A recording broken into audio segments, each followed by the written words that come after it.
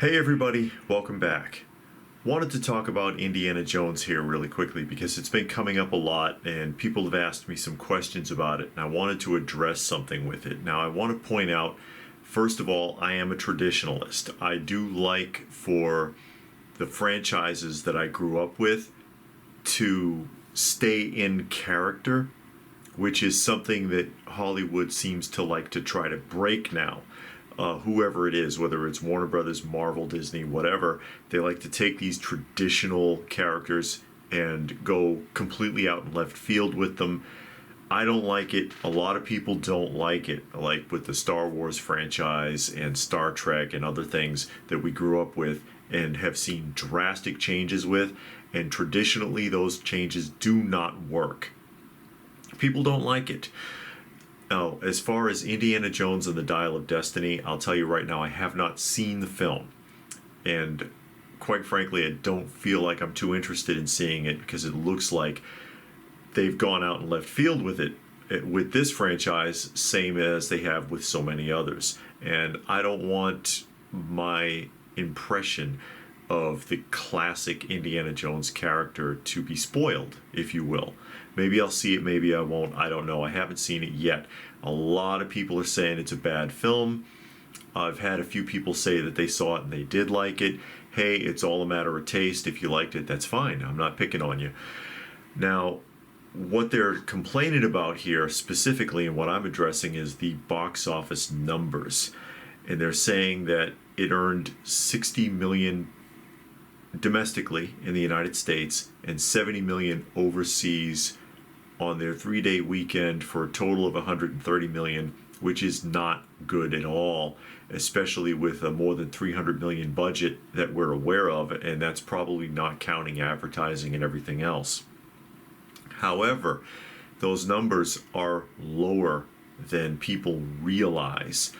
And I've seen a lot of channels that focus specifically on this sort of thing, panning the film for not making enough, but ironically, it made less than they realize. And that is because, and maybe they're not aware of it, in the United States, they gave the tickets away. They gave the tickets away through a promotion that was being run primarily through Applebee's. Look it up. If you went and you spent a minimum of $35 at Applebee's, they gave you a pair of tickets. And you're probably wondering, well, what difference does that make? Well, it pads the numbers. When you take a coupon or a voucher, this goes with not just with these movies, but any coupon or voucher that you use. You have a coupon for Burger King. You have a coupon for Crest toothpaste that you bring to the supermarket. In the moment, it counts as a cash sale.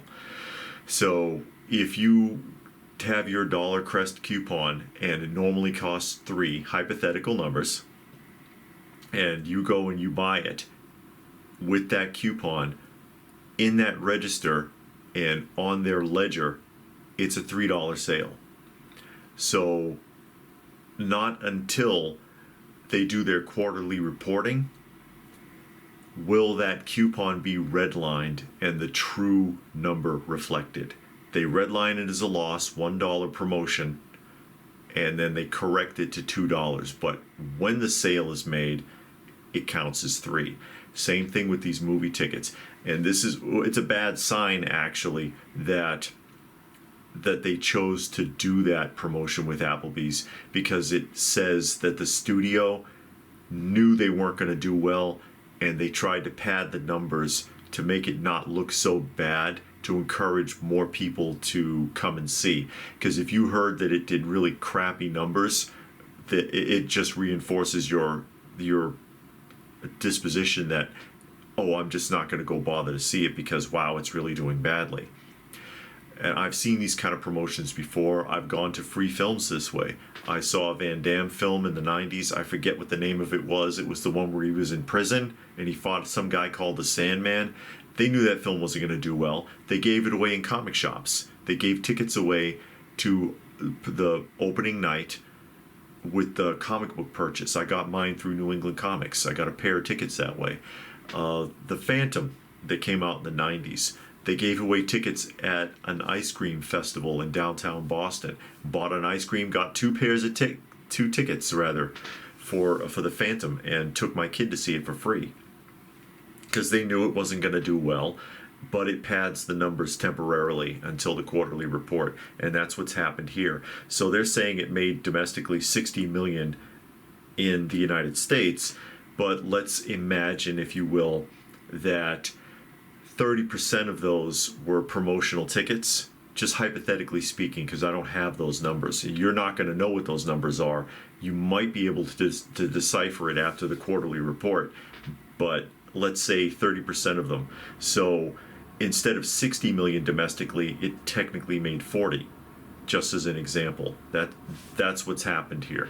And I wanted to explain that because a lot of it came up, the questions, it came up, bounced around in the live stream. I think we did a couple of live streams in the last few days, and I've gotten some other messages from people asking me about it, asking me on Facebook and things like that.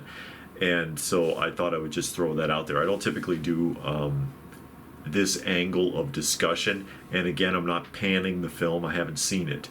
So there are people that said that they liked it. There are as many people who said they didn't, and it could just be a matter of taste. I personally really like the film Commando with Arnold Schwarzenegger, and some people might think that film's stupid, and it is what it is.